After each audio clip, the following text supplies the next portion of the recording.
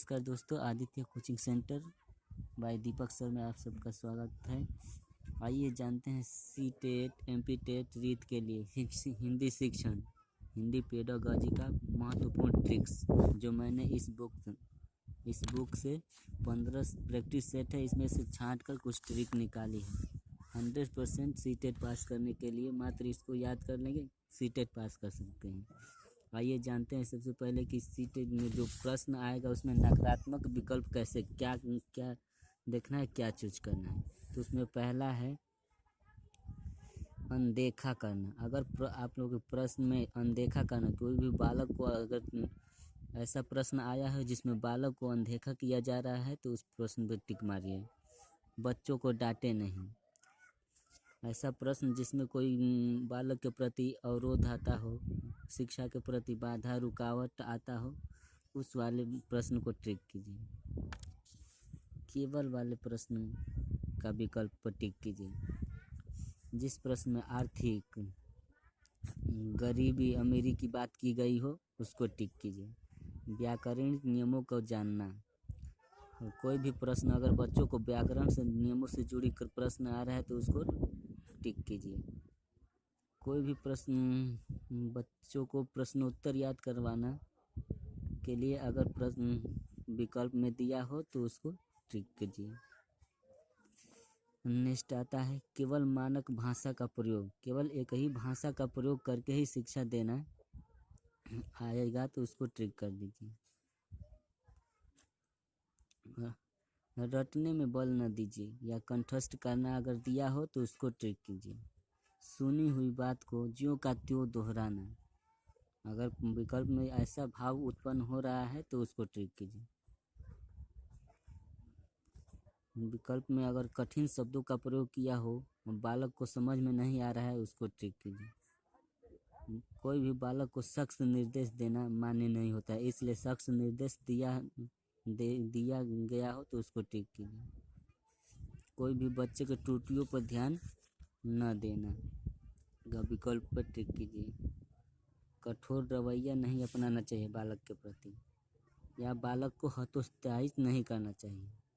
या प्रश्न में अगर केवल एक मात्र सिर्फ एक ही के लिए विकल्प आया हो तो उसको टिक कीजिए। ये था आप लोग को नकारात्मक विकल्प के लिए, अगर प्रश्न में निगेटिव विकल्प चूज करना हो इसके लिए। आइए जानते हैं और सकारात्मक जो सही हो उसके लिए क्या टिक करेंगे।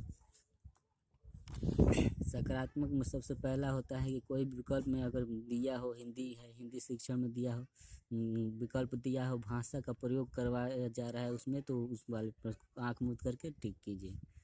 बाल साहित्य का प्रयोग हुआ हो उसको टिक कर दीजिए। कोई भी प्रश्न में अगर बाल केंद्रित शिक्षा से जुड़ी प्रश्न आया हो तो उसको आँख मूंद करके टिक कीजिए, क्योंकि आज की शिक्षा बाल केंद्रित शिक्षा ही है। कोई भी संसाधन का रूप में कोई प्रयोग किया गया हो उसको टिक कीजिए।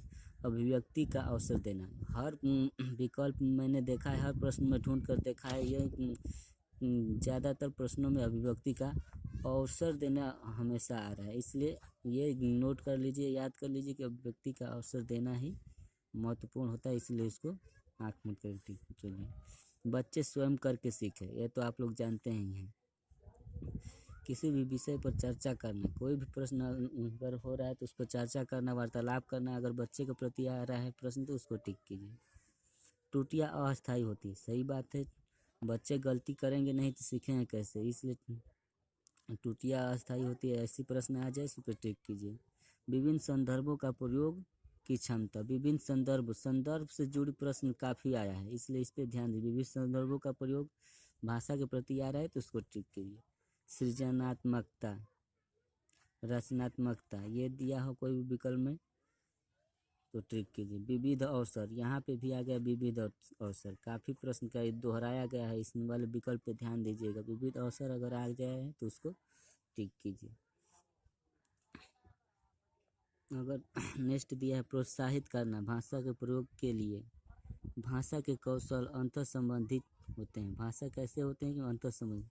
पाठ्य पुस्तक की भाषा घर और समुदाय की भाषा से मिलती जुलती हो, आँख मूंद के उस वाले विकल्प को टिक कर दीजिए। नेक्स्ट आया है मोस्ट है भाषा का प्रयोग विभिन्न संदर्भों में होना।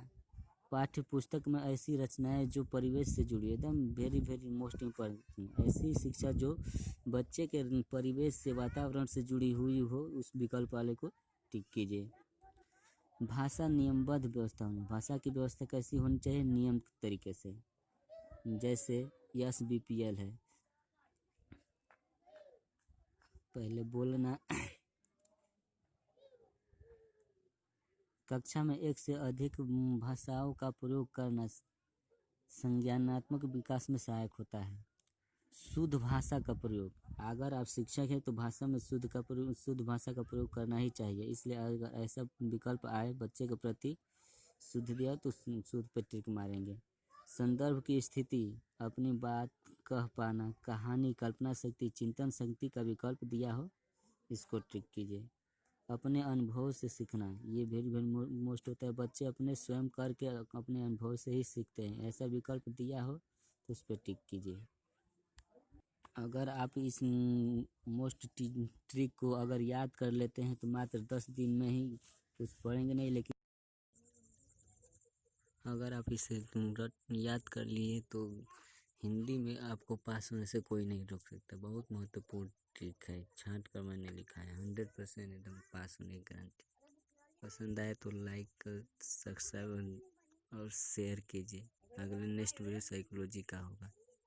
धन्यवाद।